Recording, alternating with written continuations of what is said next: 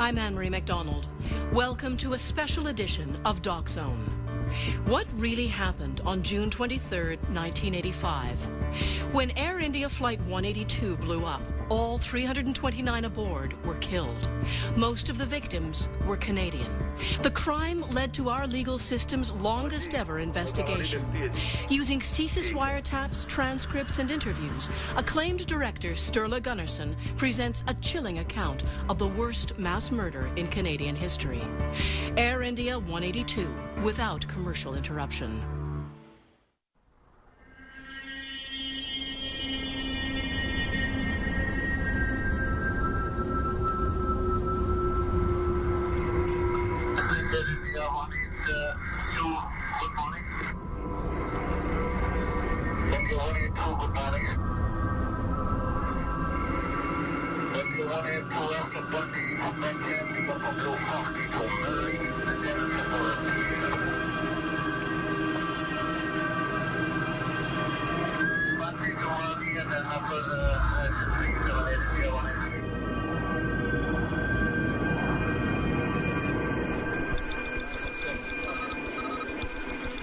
I was an air traffic controller working in the air traffic control centre at Shannon Airport. Air India 182 Shannon, D. Reid. The last transmission I made to flight Air India 182 was Squawk Alpha 2005. 2005. That was the last transmission made and received on frequency.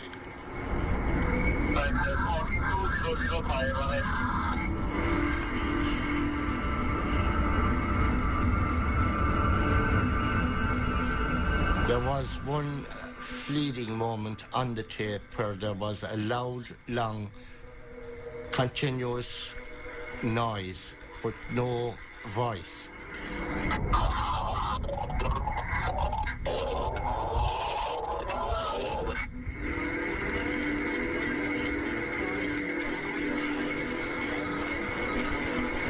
Air India 182 Shannon.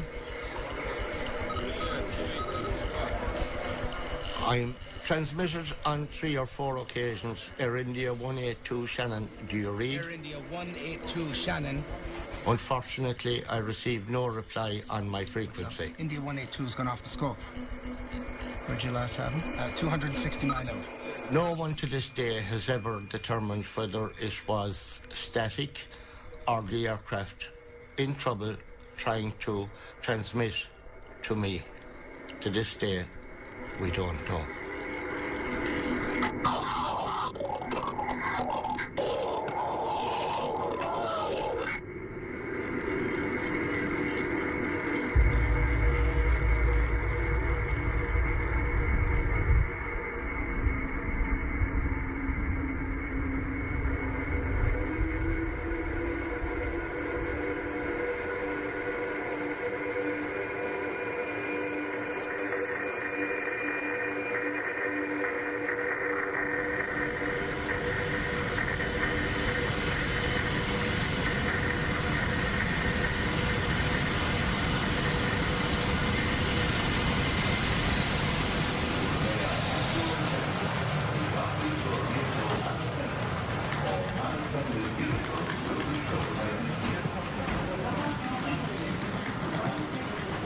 My grandmother was ill.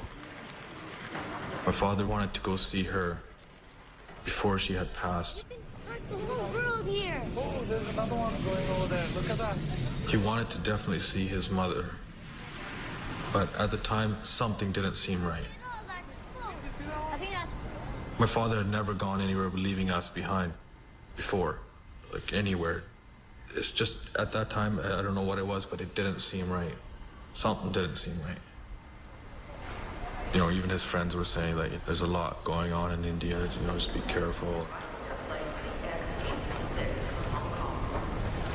Hardyal Johal, he was well known at the temple. I remember him. I remember meeting him.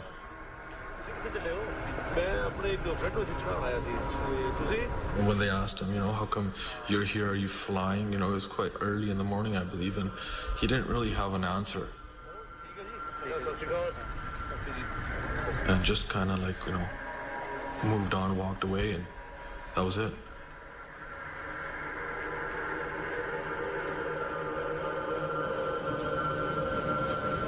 The father was quite concerned. I believe he purchased an additional $400,000 life insurance. He was concerned because he knew that Hardy Old Joe Hall was a Babar Khalsa member, and it is a militant Sikh extremist organization. At that time, Babar Khalsa was announcing the fact that planes would fall from the sky, Air India planes would fall from the sky, and warned people not to travel with Air India aircraft.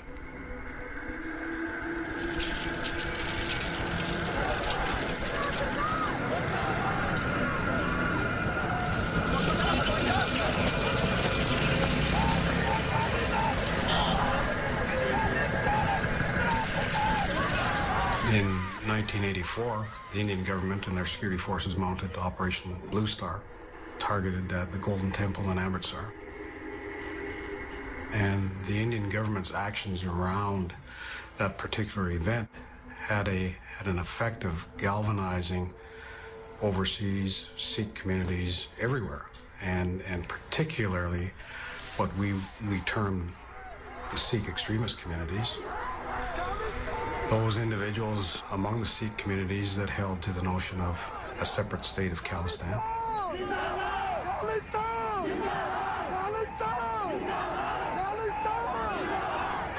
People were very angry.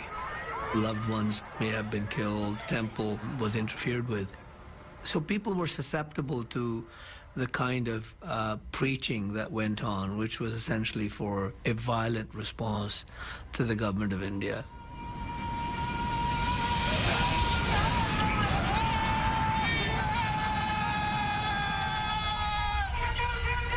I think it's fair to say that the principal extremist or pro-Khalistani group at that time would have been the Babar Khalsa.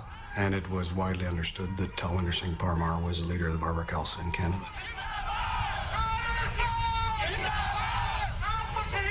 Talwinder Parmar was assigned a very high level of investigation, the highest we had at the time. So the profile would have been, in accordance with our assessment, that Talwinder Singh Parmar represented us, his activities represented a very serious threat to the security of Canada.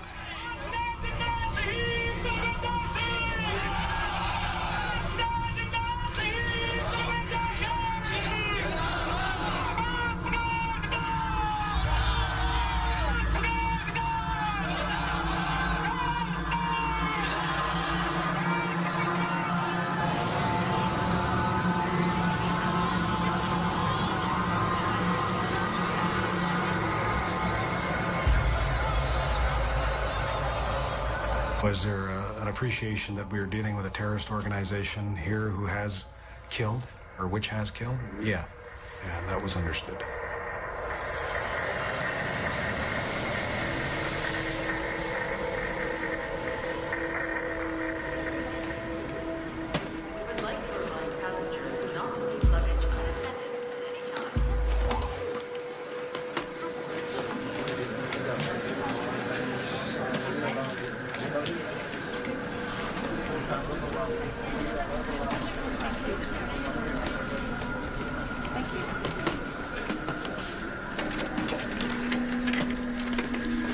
He asked me if his bags were checked through to New Delhi. And he said, I'm not. He says, I phoned them this morning. I'm confirmed on Air India. I said, you may be confirmed on their computer, but you're not confirmed on our computer. But it's not on our computer. When you get to Toronto, check in with Air India. Oh no, what do you mean? When I live in Toronto, I have to pick up my luggage, take my luggage to the Air India and rebook it? Yes. Oh no, it's a big hassle for me. I paid full fare for the ticket. I understand, sir, but you need to come. He did say, I paid full fare for my ticket, and he was a business class passenger in the business class lineup, which gives him privileges. Okay, here. It's okay. You know what? I'll take care of it. And I did change the baggage tag to read Toronto, Montreal, Delhi on Air India. Thank you. Have a safe flight. Unfortunately, that's one of the things in my life that I see in slow motion all the time, is me ripping off the orange Toronto baggage tag and putting on the pink interline tag, which would transfer it over to Air India.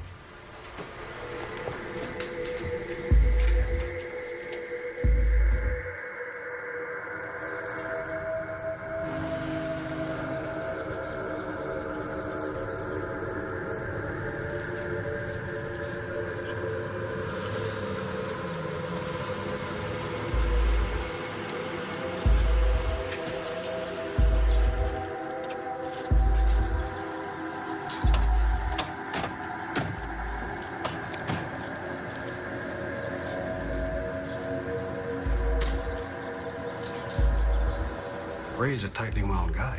Ray is living this file.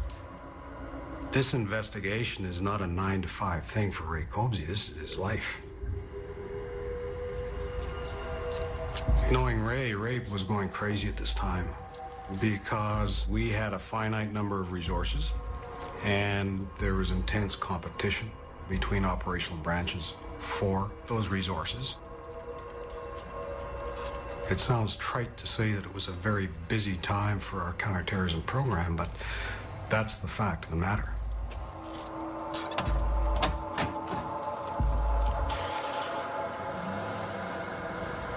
Ray was deeply concerned that if he could not investigate Talwinder Singh Parmar to the depth that he needed to investigate, he was going to do something.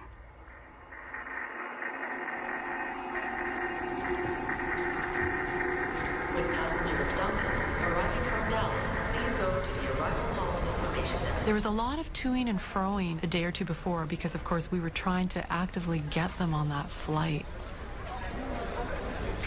No, they weren't originally booked on the connecting CP flight to make Flight 182. Just so awful to think of it now.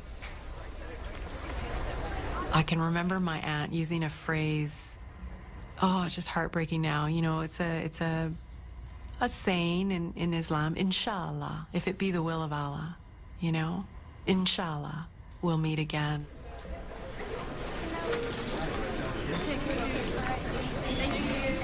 We were sisters. Zeb was always happy and adored by all of us. She was star in every way. Yes, she was. And at the same time, she will never tell anybody that she's a doctor, unless it comes up or anything. She was the most humble person I know. And I remember my mom just not letting my aunt go. They just kept touching each other's hands through the glass. I really remember that. Smile. And feeling frustrated, feeling embarrassed, you know, and just saying, okay, bye to my aunt and uncle. And we never, it just wouldn't even occur to us that we'd never see them again, ever.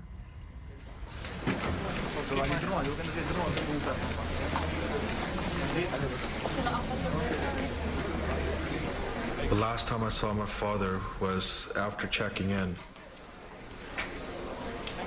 I remember this one part where you check in and then you go to the gate, and then when you're leaving from the gate,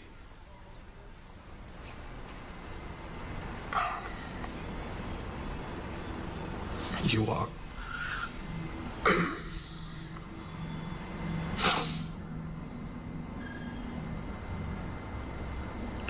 There's this part you walk and you can see everybody walk into the airplane.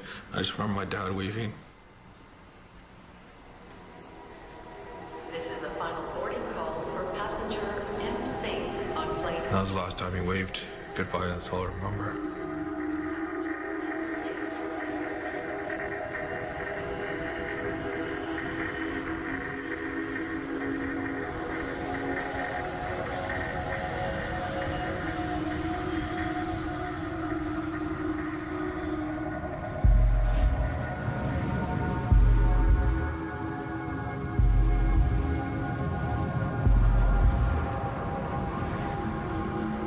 When she left, I was very restless, just almost suffocating.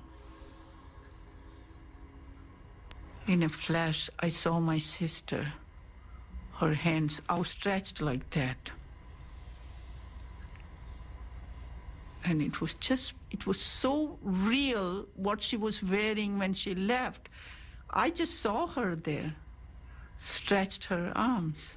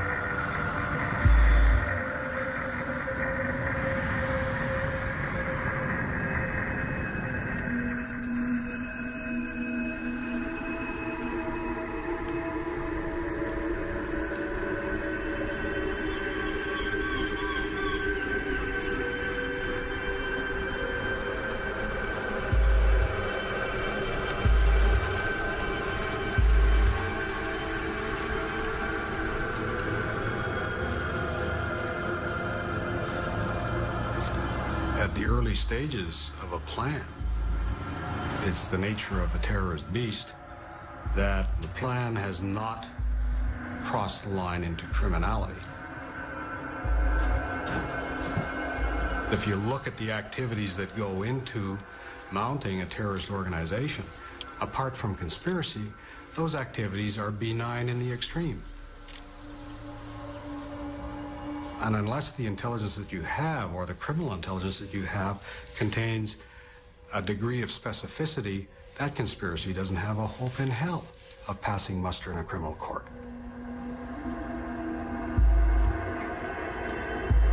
So fundamentally, you have to let these conspiracies run a long way before you make intervention.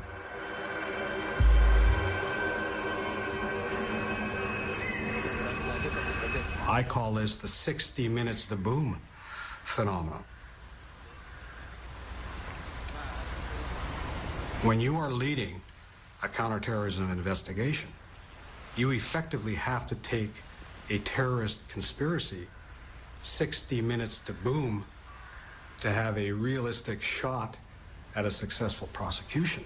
And that's just the way it is.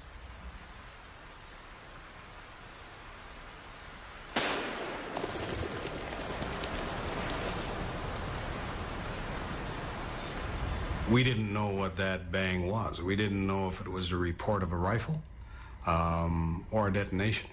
And there were some conflicting assessments around that by the people that heard it. Was the bang in the bush in Duncan? Was that our 60 minutes to boom and we missed that opportunity?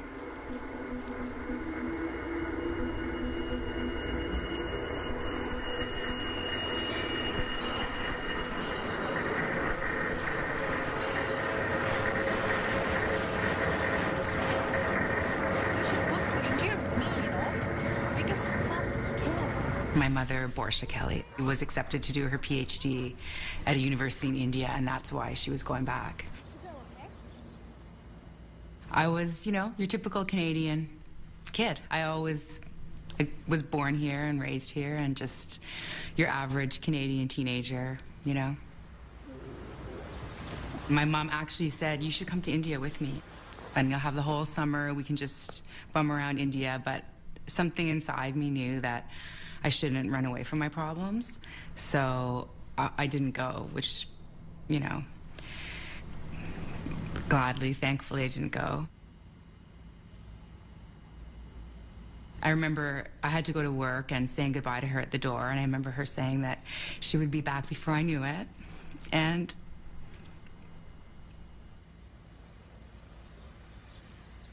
she used to say to me and my sister, I'm in the prime of my life. She used to say that at 48, this is the prime of my life.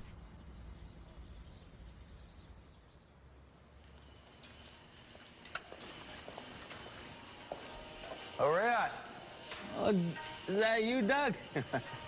How's it going under here? Oh, good, good. When I first met Inderjeet Rayat, he was working in my truck Found him to be a very personable fella. Perfect timing. So it's giving you a lot of trouble. I was a corporal on the Duncan General Investigation Section, and I received a phone call from Ray Cobsey, and he told me that he was with CSIS. To be honest, at that time, CSIS had just formed, and I had to do a bit of thinking to bring out what CSIS was in my mind, which I did. And his inquiry was to do some discrete background checks on Inderjeet Rayat. Inderjeet Rayat seemed to me like a nice family man. I had 5 children. I believe he had 4 children. Seemed to have a lot of the same goals in life and whatnot, and we just seemed to be one of those deals where we got along well with each other. Personalities sort of clicked, and we had some good conversations. And as the investigation started to unfold, I certainly started to see a different person. It was certainly not just for myself, but for all police agencies in this country. It was a learning curve about terrorism and what a terrorist is really like.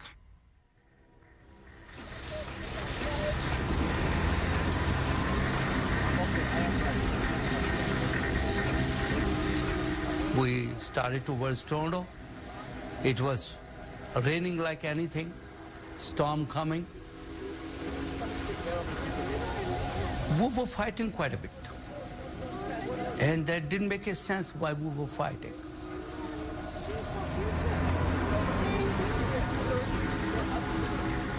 Anu was just kept on saying, I know, Dad, that we are going and you're going to be alone. With a kid did not understand that. And even truthfully saying up till now, even I don't understand that, why it was happening. Maybe God wants us to be angry enough that we started hating each other. If something happens, we don't love. I don't know.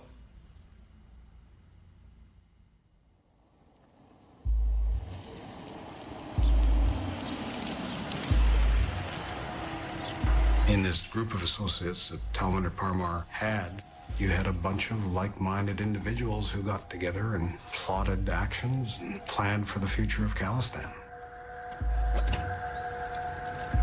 You're talking about Hardial Johal, Surjan Singh Gill, Inderjeet Rayat, Rapudaman Malik, all of the names that have surfaced in the context of the Air India conspiracy. When we talk about his close circle of contacts, that's who we're talking about. Rapudaman Malik, to the extent that there was a money guy associated with BK, Rapudaman Malik was that guy. To bring life to the Babar Khalsa and to support terrorist activities of the Babar Khalsa, Malik was a good candidate to go into that role.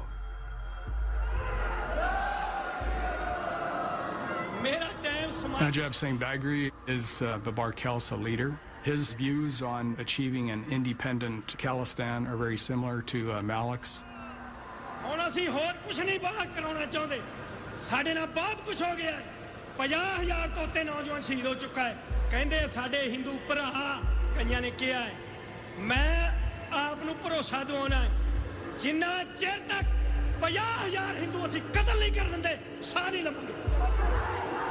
These are very bellicose individuals. There was not a day that went by when Sikh extremists were not going to kill somebody or blow something up.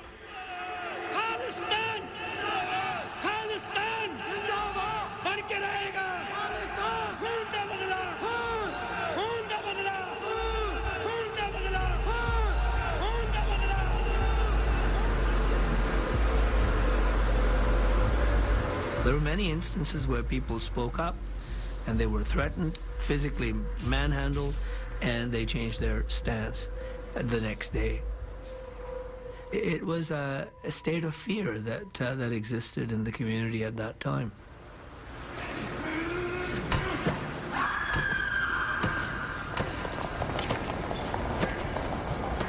People have phoned me and said they're going to liquidate me. And that's the political jargon. They will reform me. That's what they've been saying literally in Punjabi, which means they will kill me. I felt, and others felt, that the government of the day, the political establishment of the day, and even the law enforcement establishment, not the people on the beat, on the ground, but the actual established leadership, did not feel that there was a problem. That, you know, here were some brown guys, some with turbans, others without turbans, killing each other or hurting each other or making fiery speeches about something that was 15,000 miles away. It didn't affect anybody else in the society. It doesn't matter.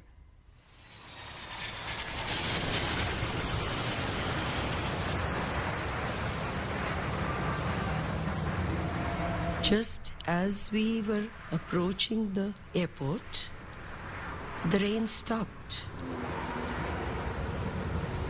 I was very worried. I said, you know, with this storm and all, taking like the planes going out and all that. And my husband said, what time are you living in? He said, this type of rain doesn't bother the big airplanes. But it just felt very comforting that everything had cleared up.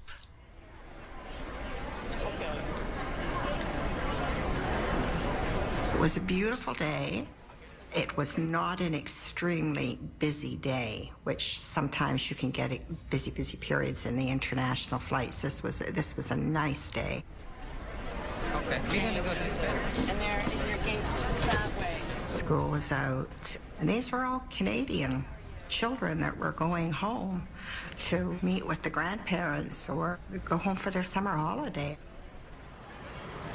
A lot of young people.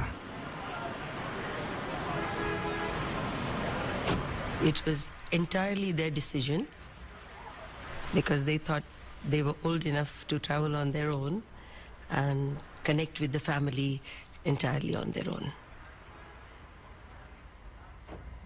My oldest son, Devin, had written on his calendar, return to homeland, you know, a little thing on the 23rd of June.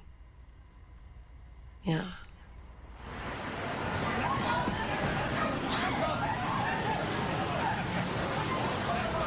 We had two very talented young daughters, and my life revolved around my family.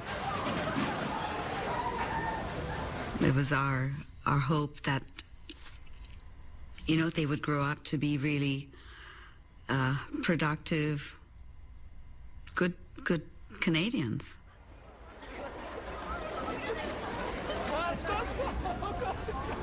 There was this odd coincidence about all 5 young women being dancers, traveling together, and Vishnu was going to be this one chaperone of these 5 young women, and we teased him about it, and he kept saying, I'm going to get a seat so far away from these 5 boisterous young women, you know, so that I can travel in peace. We traveled, always together. This was one of the first times that we weren't all together.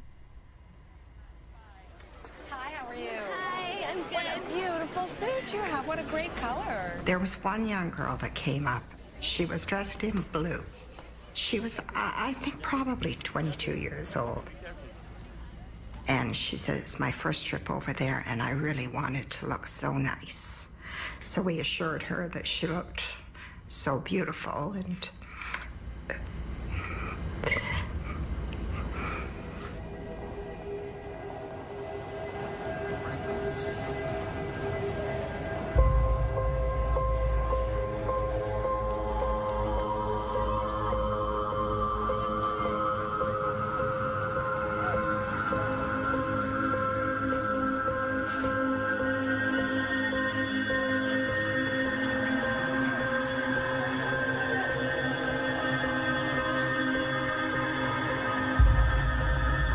We can't guarantee the safety of Mr. Gandhi without the support from headquarters. Well, with all due respect, sir, we have an emergent situation taking place here in the field. ये लोग ऐसे क्यों आ गए? Phone पे बात मत करो।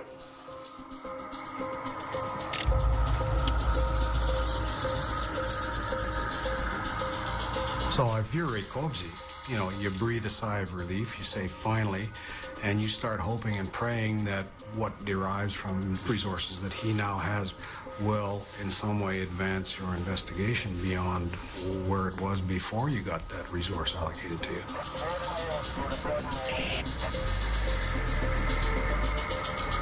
The more sources that you have working against the target, the greater the prospect that you're going to find that critical nugget, that very valuable singular piece of intelligence, actionable intelligence, if you will.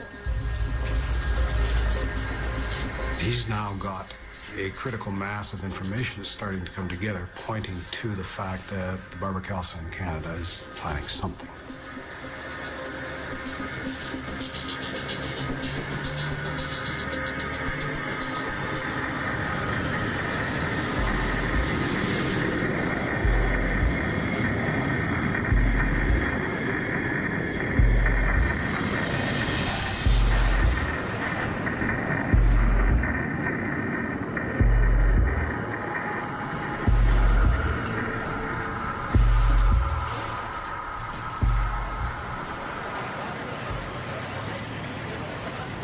I liked everything about him. He looked very, very handsome in uniform, tall, very handsome Sikh gentleman, and very fit to look at, very intelligent. He was very ambitious. His friends always thought that one day he will be the managing director of Air India with his qualifications, his background, and his intelligence. There is no one like him.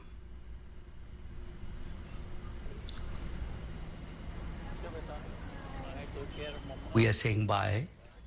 We hug each other. And I'm telling the kid, take care of your mom. On the same time, I'm telling the mom, take care of the kids. This is the first time that a person is going out of country and I'm not there with them.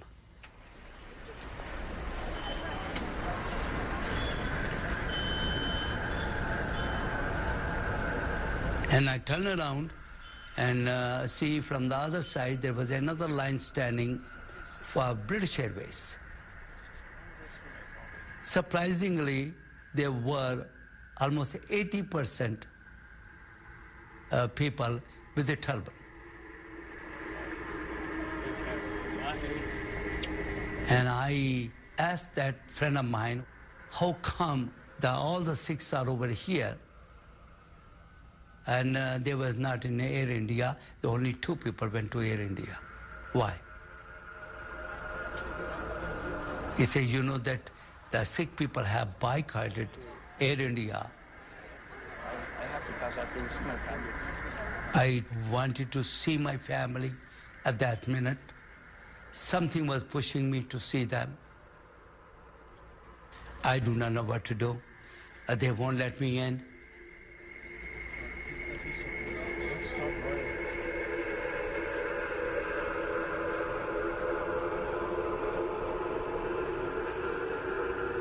And I dread that moment.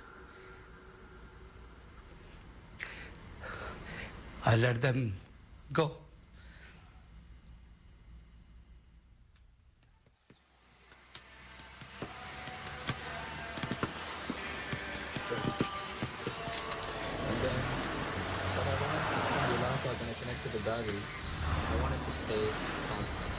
One of the things that does stand out in my mind about this investigation is the piece of evidence where Mr. Rayet went to the store. He had the battery, the relay, and I believe it was a light of some type, and the time clock. When it went off at the set time, it blinked. And his goal was to have a solid beacon instead of the blinking beacon. So I just picture in my mind this fellow walking in the store that's, as evidence suggests, building a bomb, walking into the store with this contraption and asking these questions and help to do this. Ready? Perfect. Certainly, that's one of the things I really recall, and it's It's just unusual for somebody doing that caliber of crime to do that. Hey, you want a few sticks? Yes, please. Yeah. Canadian police agencies, we were in our infancy as far as terrorism investigations. Police officers at the time, I mean, yes, Canada has our great Canadian mosaic today. Back in 1985, I don't think the police were any different. In East India, and we didn't know the difference between what is a Punjabi, what is Sikh, what is Hindu, Khalistan, what is that? Where's India? Like, Where did you put the sticks? here you have a conspirator walking around and telling people about his concerns back in India, and he has to do something, and very overtly doing things, which is laying in an evidentiary trail. Big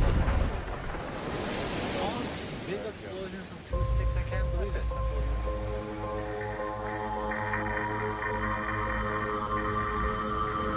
At that time, the assets and interests of the government of India occupied the highest threat level that we had.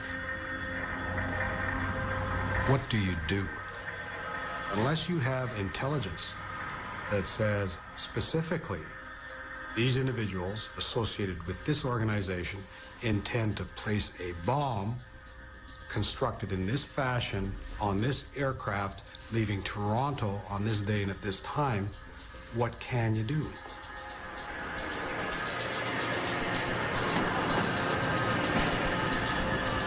It was really, really hectic in there.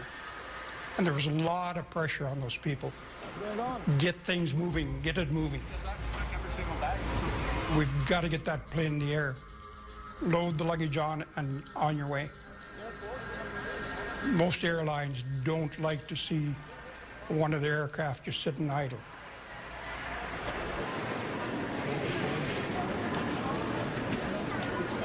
Sanjay is the older one, and he was very gentle. His teachers describe him as a holy man.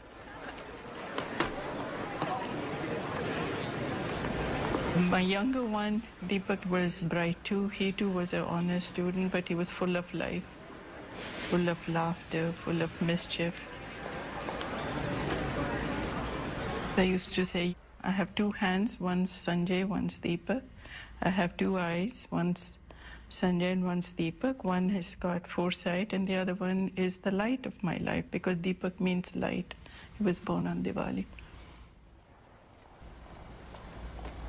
Deepak said bye, and then that's it. He went off straight with the kids. He was laughing, jumping, running. Wait for me, guys. And Sanjay came to me and said, Mom, look after Dad. Sanjay said this, and then he went forward, said goodbye, went forward, said goodbye. He turned back 20 times before he turned off. The kids and all the kids were ahead of him and they went away, and the lady went with them. But this son of mine turned back 20 times, and then I began to feel agitated, and I said, Babu, what is this? This is not normal.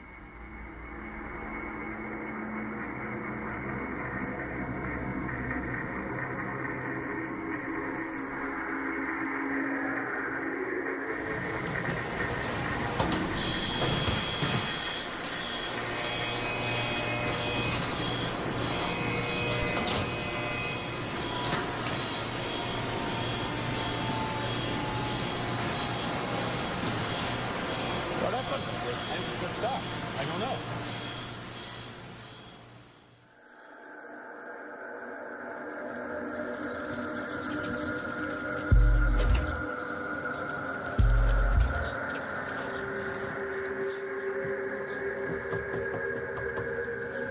There were concerns that the Babar Khalsa may orchestrate some type of a plot to either assassinate Rajiv Gandhi or cause him harm.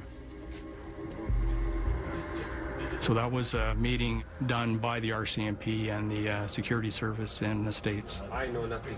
Okay? To see if they would tell them anything concerning what they knew about certain individuals, and also to let them know that they were being watched.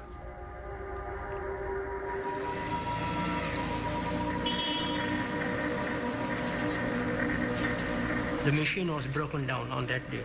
So the bags could not pass through the scanner. Everybody come here. Everybody. The security guy came downstairs and explained to the security people what they should do and gave them a hand wand to check the suitcases. The security manager, he lit a match and he passed the wand on top and then it came beep. That's the noise you look for. Okay, now take this and use this one. That was only the first time I've seen in 25 years that they used the wand downstairs to scan bags.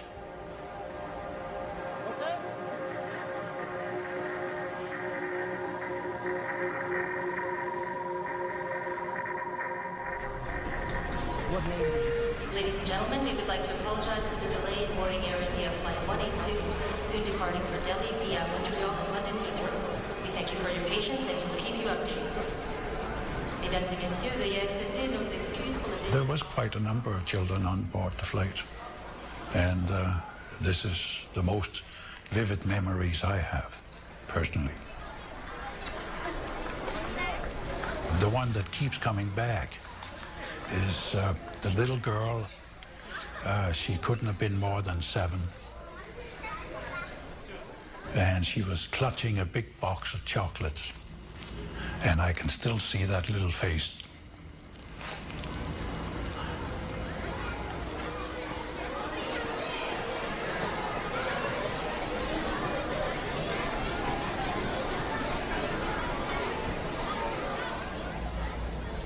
I was joking with her all the way to the gate that you better give me that box of chocolate because they're going to be melted before we get there.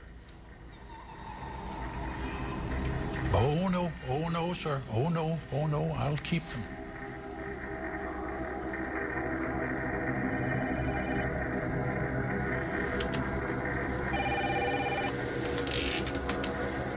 Hello? Waheguru Khalsa Waheguru फतेह खालसा जी कहानी लिखती नहीं होने करो CPR, good afternoon. Well, Air India travels Toronto, Delhi via Montreal. I can put you on a non-stop flight. Montreal connection with Air India 182. हाँ जी मैं कहानी लिखती है जी ठीक है लिखना चाहोगे हाँ भिखारी आ जाओ मैं भिखारी हूँ ठीक है हाँ जी वाहिगुरू जी का Khalsa The wiretaps consisted of Talwinder Singh Parmar right up until June 23rd, 1985. That was a major problem for the CSIS at that time, to have enough resources to translate the tapes that they had intercepted, to have them translated quickly and properly. Khalsa Waheguru फतेह खालसा जी कहानी लिखती नहीं होने करो ठीक हाँ जी मैं कहानी लिखती है जी ठीक है What does that mean to you as a reasonable man? Have you written the story yet? The fact that something I don't understand is followed by a call to a CPR office does not present to me a eureka moment saying, oh my God, they bought tickets for a CPR flight and they're going to put a bomb on that plane. That doesn't follow in any reasonable man's reality. You know, so that's the eyes that we're looking at this with.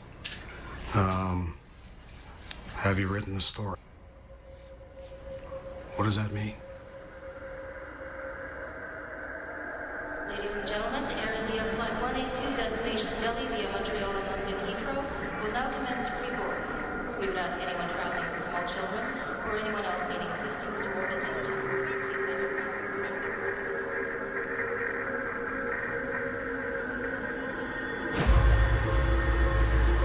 When the bag came down, the guy went with the scanner. So it came beep, beep in the center. And then he turned around to the girl who was in charge, security girl, So she said, that's okay, she says. He looked at me and he did this, so I did this also, you know. So I lifted that bag, I put it on a cart. I strongly feel they should have checked that one bag.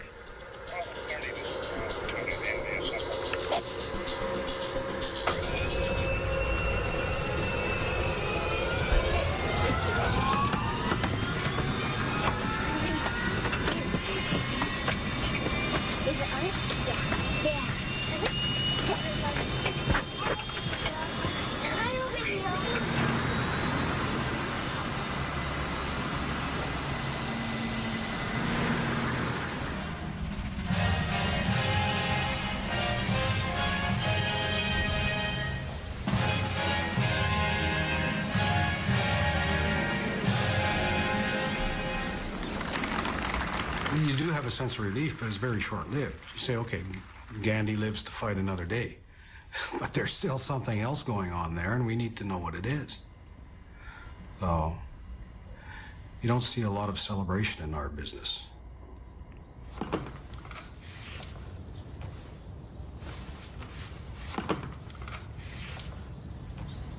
You go back to square one and you say, well, it wasn't that. It had to be something else. Okay, if it's not Gandhi, then what?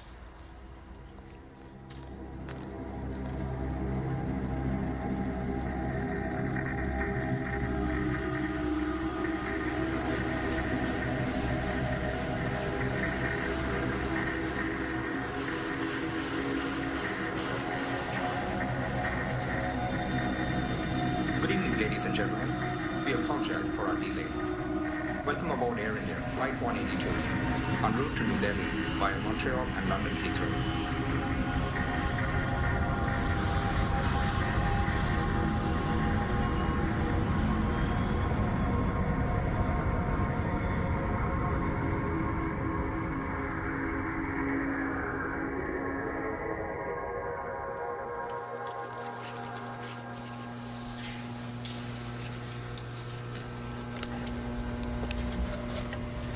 I've seen what bombs do to bodies. I've seen what falling from great heights will do to a human body. I've seen what burning flesh looks like and smells like. This is not an ethereal concept. People die, and nobody should ever lose sight of the fact that if you make mistakes, there can be tragic consequences. You need to remember that all the time because it galvanizes you. It makes you personalize your investigations, and it makes you do everything that you possibly can to make sure that people don't die.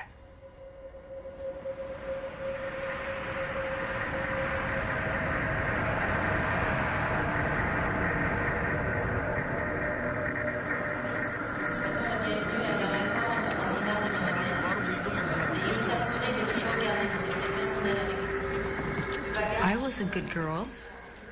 I had done what I was asked to do, which was to put on a certain amount of weight so I could be rewarded with a weekend pass so I could attend my sister's funeral,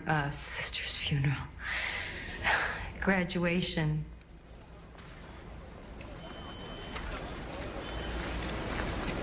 You know, we were just having some parting words and some joking around. Oh, it was a big hug, definitely. Yeah. And, you know, you sort of, and after sight, you think, oh, you know, why didn't I say I love you? Or I didn't, you know.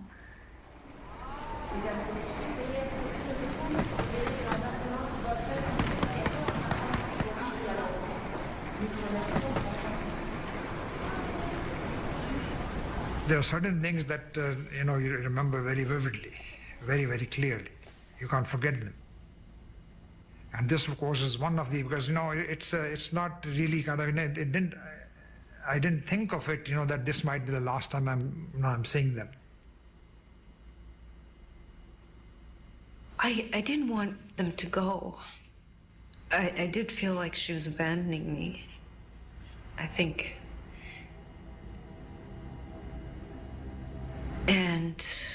I just remember that she was very excited to leave, and she was very happy. The last thing she said to me was, "Be strong. Be strong like your sister."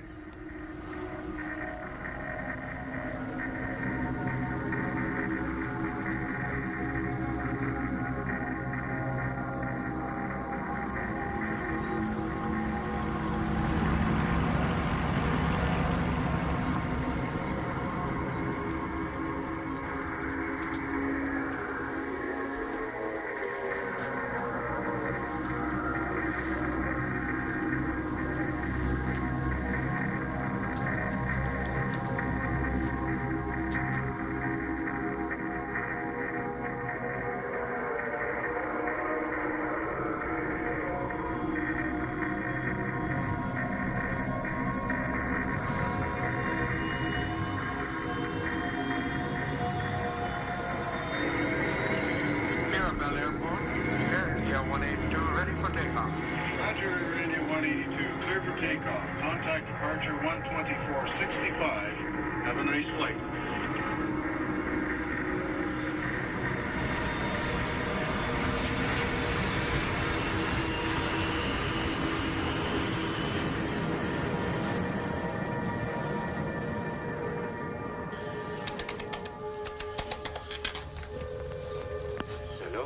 Hello भाई खालसा भाई फतेह जी चिट्ठी भेज दी हाँ जी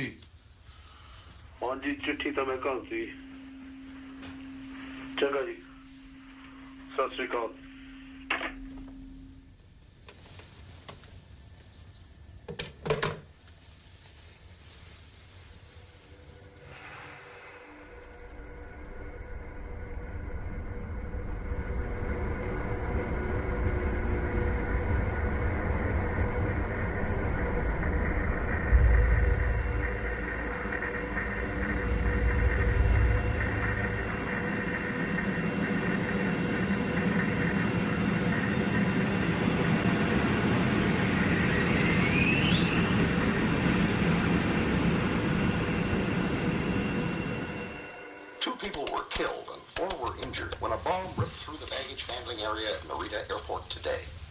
hello भाई खालसा भाई फतेह जी हाँ जी खालसा जी TV देख रहे हो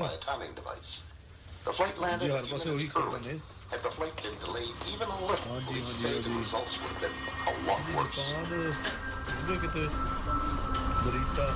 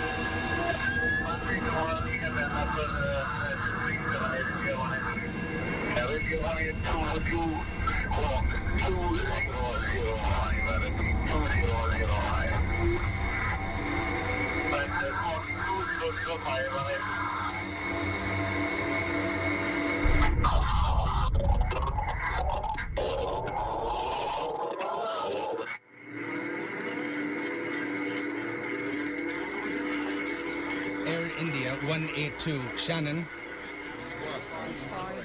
Air India 182, Shannon, do you read? There's an Air India 182 at this time. He's not talking to us. Can you see anything ahead of you there? 433, I saw a piece of the contrail out the left side that looked like it might have been a 31, but quickly no airplane hit. You don't see anything there? At this point, we're very worried. We're very worried. We tried every means humanly possible to re-establish contact with the aircraft.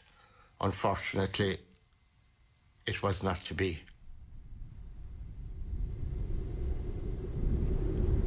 Air India Flight 182 is now missing.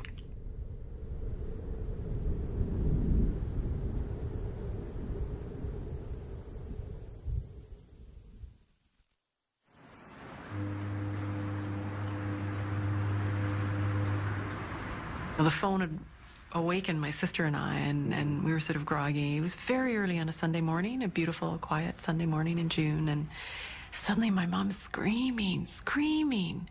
Oh, it was a scream really like I've never heard. Like, it was just awful. I don't think I'll ever forget those screams. No, I know I won't.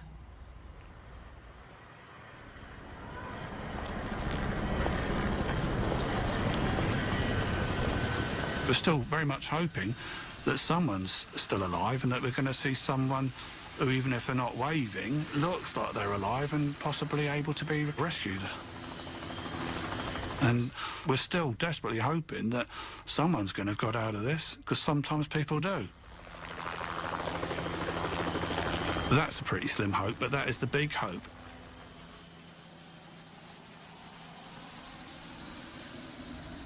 He said to me, he said, "It's the boys' flight." And I said, "What happened to the flight?" And he said, "They're saying that it disappeared and there are no survivors." And I said, "I can't be." I said, "That can't be."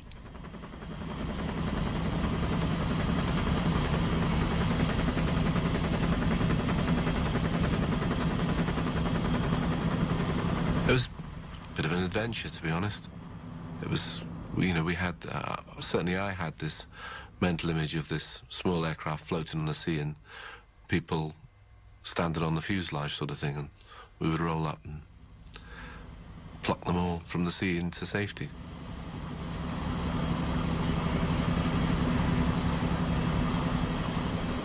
He went to the phone, he said, yes, the children were on the plane. And he says, all's gone, and collapsed. And I got out of the bed and said, "Don't cry like a lady, like a girl," I said that, and I ran to the television, turned it on. Programs normally seen at this time have been cancelled or rescheduled so that we may present the following CBC News special. It's one of the worst air disasters ever, and it's taken more Canadian lives than any other crash in history. Air India Flight 182 simply disappeared from radar screens off the coast of Ireland. On board were 329 people. More than 280 of them were Canadians. At least 86 of the passengers were children. It is almost certain that no one survived.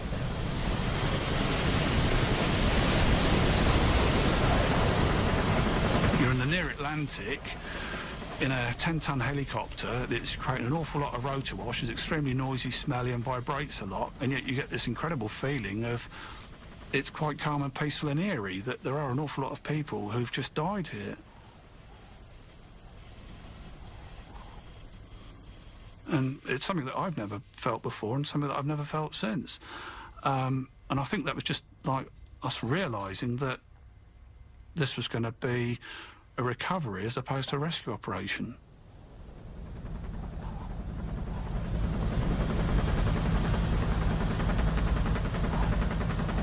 He had a lot of sadness on his face, and he said there is an accident of 182. So straightway I asked him, is it on the ground or in the air? He said in the air. And I still remember my words. I said, "I'm finished." That was what straightway came out of my mind, my mouth, and this is how I felt.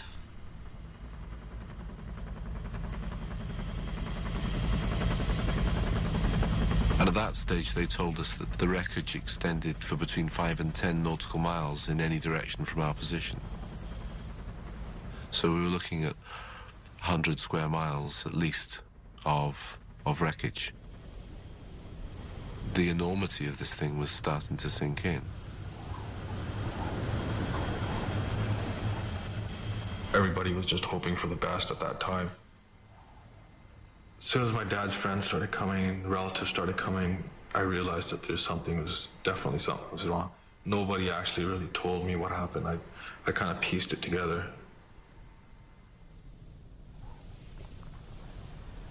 As far as you could see was wreckage. You could smell the aviation fuel. And for a brief time, the smell of recent death was even stronger than the smell of the aviation fuel.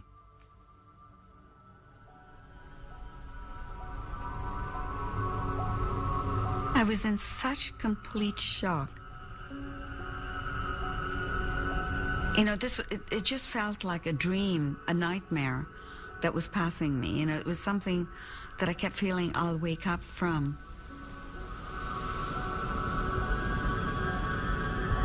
And it wasn't until the first body came in where the impact hit. So it was extensively injured. It was the body of a woman, and she was really badly injured. There was an immediate impact on some of the men in the boat. And some of them were crying and some being sick.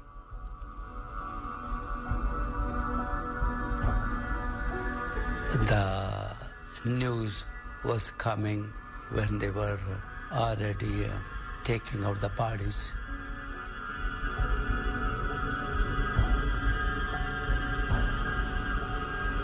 I just made a statement.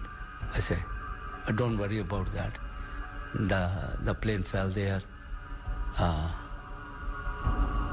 know they know swimming, so no big deal of that. And they will swim.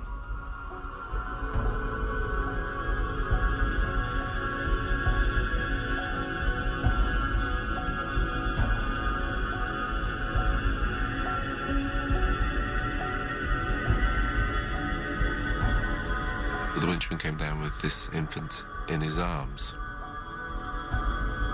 And it was just terribly wrong that this infant that looked perfect was so cold and so without life and so out of place. You know, you don't see babies on ships. You don't see babies on the deck of ships in the middle of the Atlantic. And when you do, they're supposed to be warm and alive.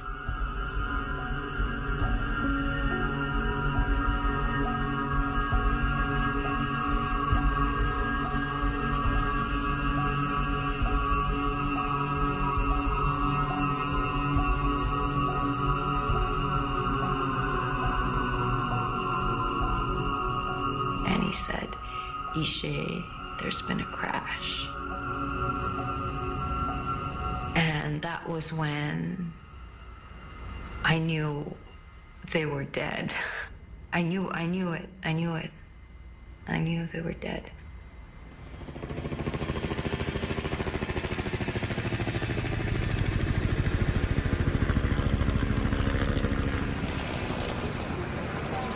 We weren't trying to recover wreckage as such, but there was this container, and I was just amazed to find that there were sweets and a chocolate bar in there with little tooth marks in it. And it's just so demoralising, really. It just wipes you out. You think, you know, there's just no hope. No hope for anybody. We've got this, and yet there's nobody going to be alive, and it's just so tragic.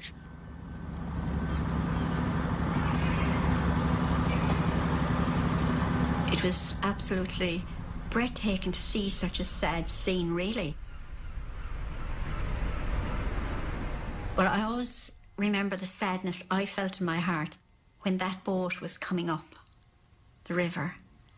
And it quite apprehensive of what I may see and would I be able for this.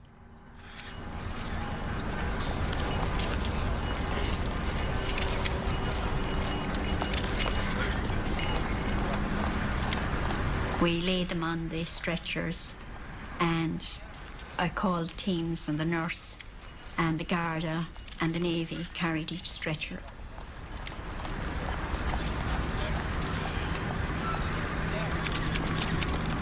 You know, it was very blustery that day, actually, because I remember the nurses had to put their hand across the stretcher to make sure that it was steady. And to me, it gave the image, you know, you're all right, you're home, we're caring for you.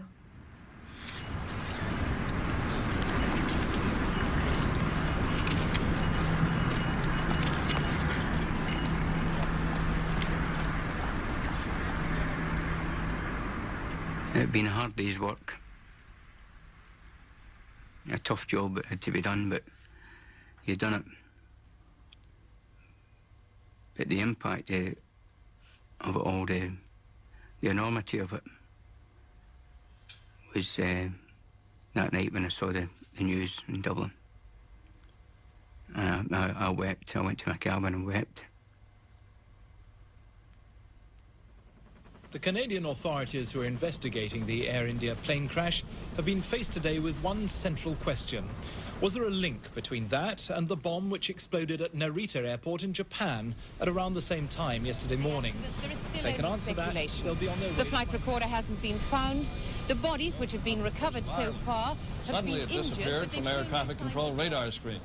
It is now suspected, though not confirmed, that a bomb blew the plane apart.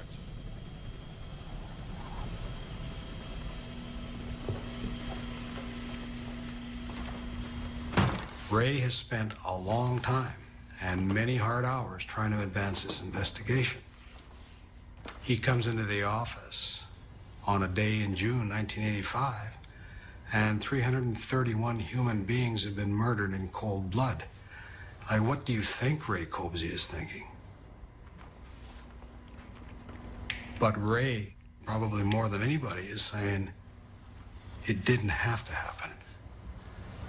And that pushes anybody close to the brink of insanity.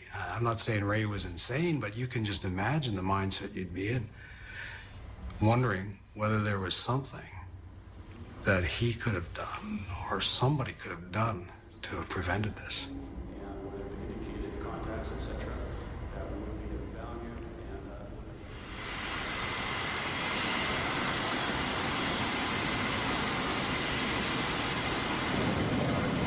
There were a lot of people that had met the same fate as my wife. You know, they were the same relatives there. And there they were looking at me and they were saying, the Sikhs did it. And I was one of the person that was wearing a turban. And it was quite a trying moment there. And if people saying, you guys did it, you guys did it. And I had to tell them that I lost my wife too.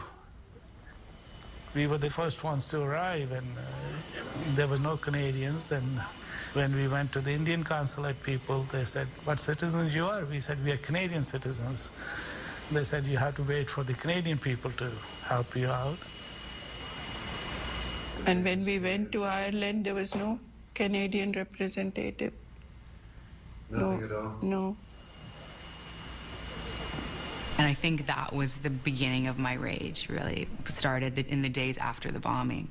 I remember then Prime Minister Brian Mulroney sending his condolences to the Indian government, which was such an outrage to me because, you know, my mother was a Canadian citizen. I'm a Canadian born in this country, and yet his condolences are going to India. It's like we were never Canadians in the first place. You know, that this was not something that happened to people that lived in our country.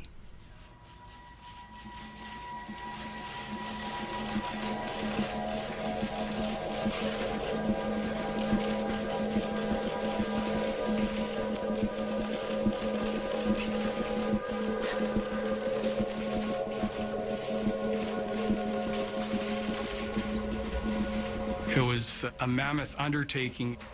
During the initial stay with the task force in 1985, I wasn't aware that CSIS had information or intelligence concerning the Babar Khalsa's involvement in the bombings. It was primarily the bomb that went off in Narita, Japan, that provided most of the forensic evidence for the task force to pursue. There were hundreds of police officers working on the case.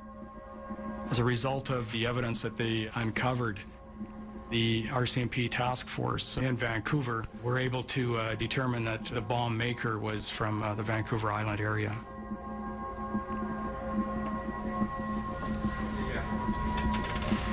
As the investigation unfolded, we found that in a very short time period before the baggage was put on the plane, Inderjeet Rayat went to Auto Marine Electric here in the Lower Mainland and needed to purchase another battery, took some of the components into the store, and sought to use his employee discount at the time he was in the Auto Marine store.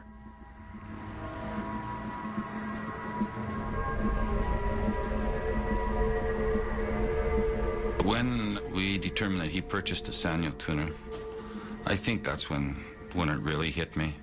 Like I had an open mind, yes. Maybe some part of me was saying, oh, could this really be? When I determined that he purchased that Sanyo tuner, I thought, there's too much here now. This is the man in my mind.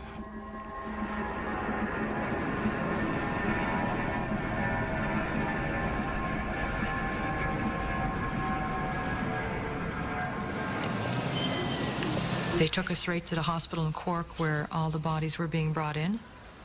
They gave us some forms from Interpol to fill out as best as we could to describe our family members, any noticeable birthmarks or scars and anything that could help them in the identification process. Because we didn't know at that point what condition the bodies were brought up, because, you know, even in my mind at that time, I'm thinking, well, maybe he hit the water, was unconscious, woke up, and he's somewhere, you know, wandering around, doesn't know where he is. Like, I mean, you think, you grasp at all sorts of crazy ideas, thinking that they're still alive.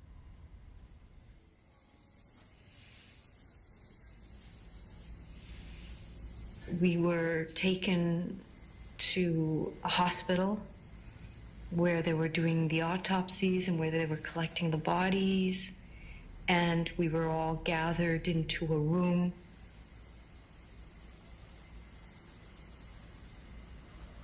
We were sort of reassured that the deaths were instantaneous and no one was really conscious of what was happening, and that what they were going to do was show pictures of the bodies that they had recovered. They had taken mugshots of all of the people and posted it behind this curtain.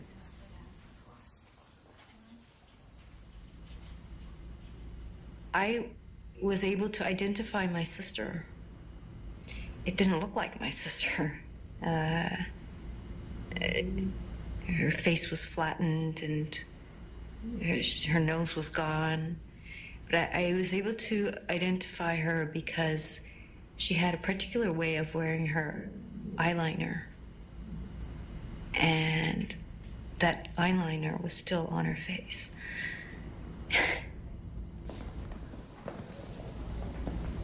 There was no external damage. There was nothing kind of, to show from outside, that there was anything violent that had happened to them. It was kind of, as if they're just asleep or something.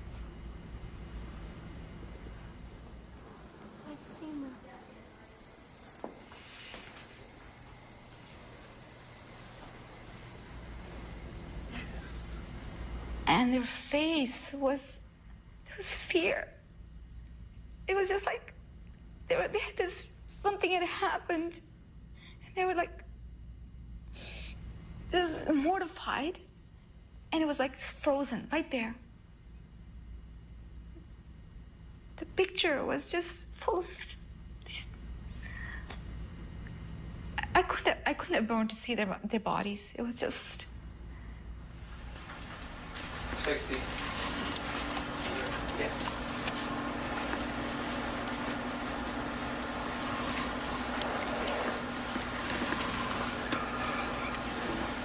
I wish to ensure that you understand that we do not want to threaten you. We don't want to harm you. We're not going to retaliate against you or your family or anybody else. Okay? Like you related to me before that in India, when they take you in for the police station, they beat you up and stuff like that. Well, I want you to understand that we don't do that. I know that. Okay, you shouldn't. I don't want you to feel threatened in any way. I'm not threatened, you know. I'm just like, you know, I'm really shocked. You know, when you say you're under arrest, like, I'm just really shocked, you know, like, shit. Like, I was mystified that this man that I thought was a certain type of person was now this type of person. And going through the interrogation, he still remained, this would be hard to explain, he still remained a very nice, cordial, believe it or not, likable person. But at the same time, admitting to you that he did get dynamite, that he did purchase the Sanyo tuner, and...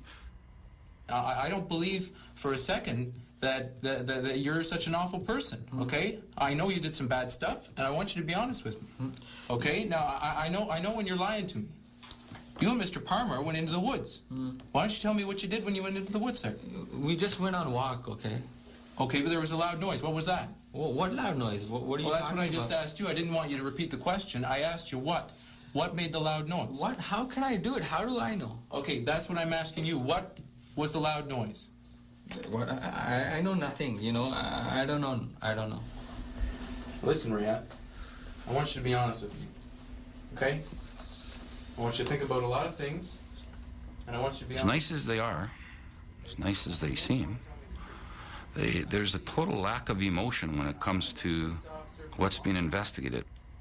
The fact that 329 people, 2 others were murdered, the fact that there was little kids, the fact that we produced evidence out of the sea, like little Cabbage Patch dolls, clothes off infants and stuff that, as an investigator, just looking at the exhibits, almost bring tears to your eyes, have no effect on these terrorists, people, like have absolutely no effect whatsoever, just totally numb to it all.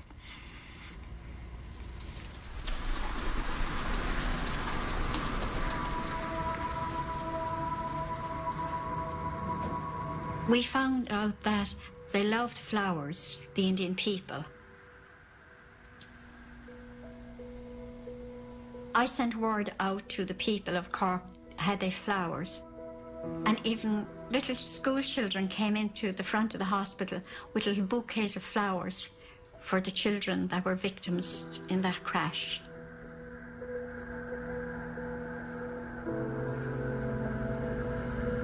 It's a small village, and when they saw 329 people and families coming there crying, they were deeply moved. They opened their homes and their hearts, and if it was not for them, I don't know. I don't think I would have even made anything of my life. We keep on looking. Every day was worse than other. Surprisingly, I see my son. He was just sleeping. He looked like a little weaker. That's it. But just a very peacefully sleeping.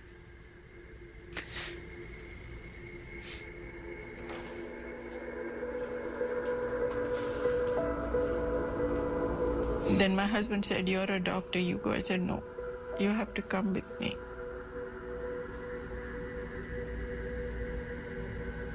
And then I saw the body. Of course, it was nothing like how we sent him.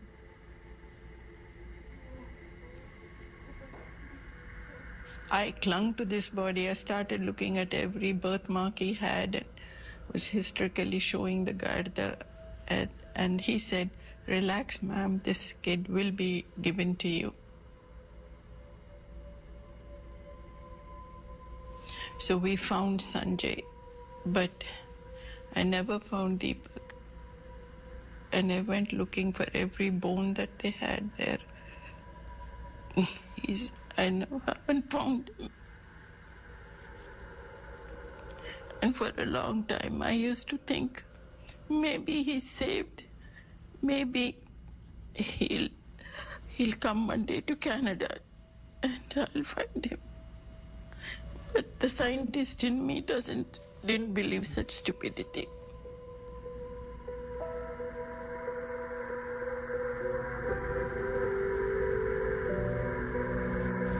No, I don't know. That time get happy, get angry, or get sad.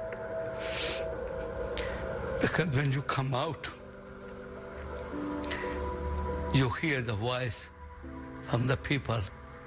People were congratulating each other as somebody found the body of their loved ones. That's the first time in my life somebody I have seen, witnessed that.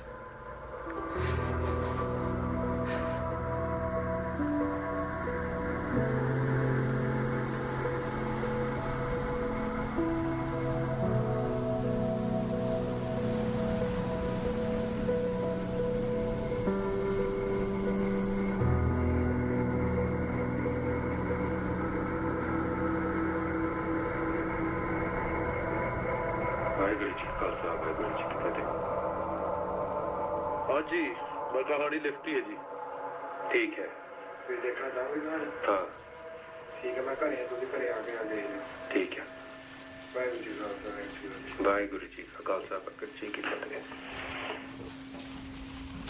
There was no mystery around the process. There was a policy provision, there was a legal imperative, and there was a manual process that said after 10 days, get rid of them.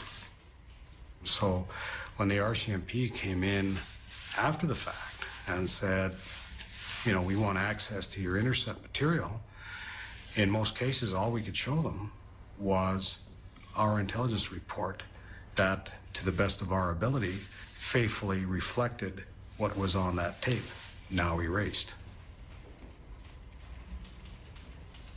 Somebody ought to have had that eureka moment and said, we have to stop doing this. It was a mistake, and it was a mistake that shouldn't have been made. And we have acknowledged that. It shouldn't have happened. There's no joy that comes out of Air India Narita. Not for anybody.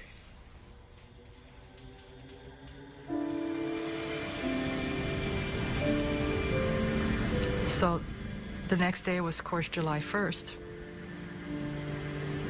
They had made arrangements to bring my father to the airport, and I got on the plane, and he was loaded into the cargo. I remember watching him being loaded into the cargo, and I got on the plane, and they're celebrating July 1st, and everybody's happy, and they were having, I remember the menu was lamb with mint jelly. That's what they were having, and I'm thinking, all these happy people, and here I am, this is the first flight, first airplane trip I've ever taken with my father, and I'm up here and he's in the cargo.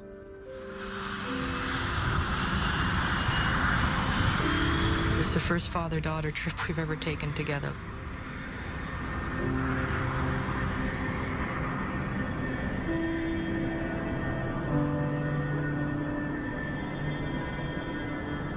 If I lose my husband, am I still a wife?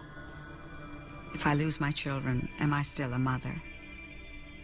Who am I? To walk into that house and know that that bed will never be occupied by that person again. To go to their closets and feel their clothes and smell them. To go through your cookbooks and see that you're going through these recipes that were their favorites. To listen to a song that you knew was one of their favorites. What do you do with all that? You know? It's so full and so empty at the same time.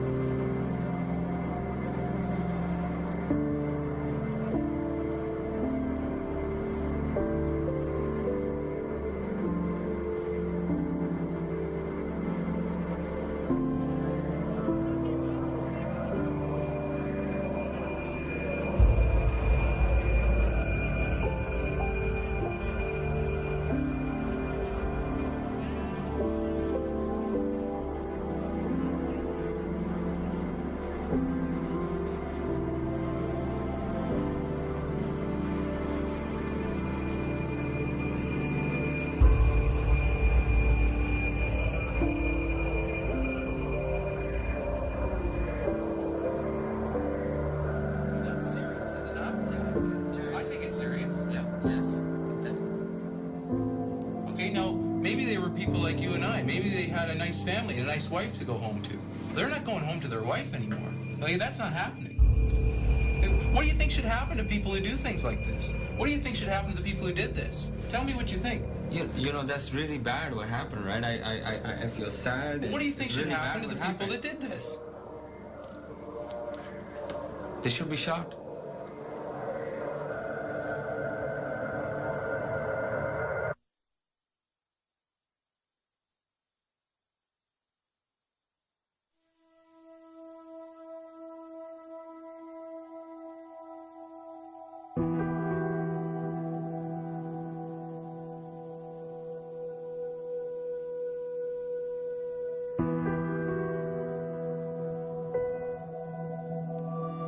you.